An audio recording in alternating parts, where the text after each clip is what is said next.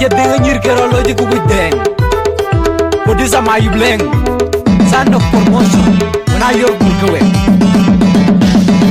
nyale maur nyale dindit nyale ina nyang nyal dun wana jabari je Obama unong de ya geding de nyebeng nyale dunga kwa kai pai nyale maur nyale dindit nyale ina nyang nyal dun wana jabari abdi corona unong de ya geding de nyebeng nyale dunga kwa kai pai nyale maur nyale dindit nyale ina nyang nyal dun wana jabari je Obama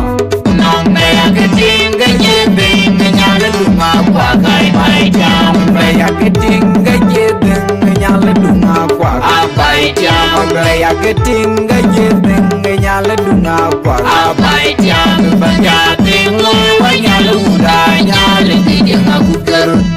parege gubila tu nyale dige kamontu ya tinglo wa nyale uda nyale dige ngakuker parege gubila tu nyale dige kamontu ya tinglo wa nyale uda nyale dige ngakuker parege gubila tu nyale dige kamontu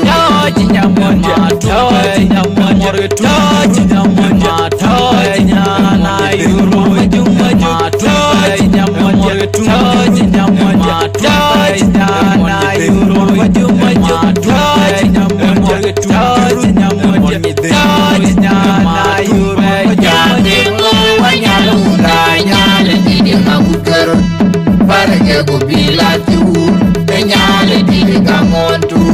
ya tinglo wa nyale uda nyale dige ngakuker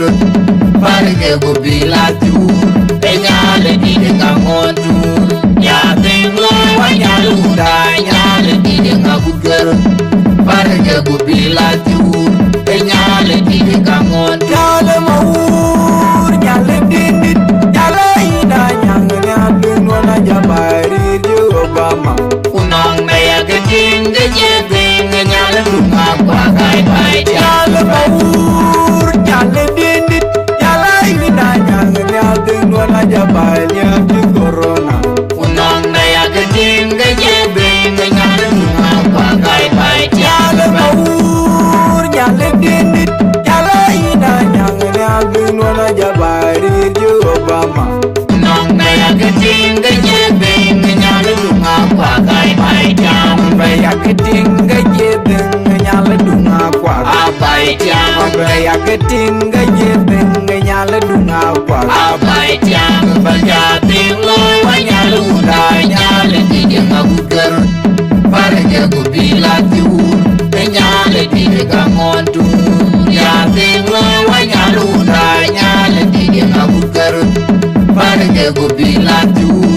nyale dige kamontu ya tinglo wa nyale uda nyale dige ngakuker parege gubila tu nyale dige kamontu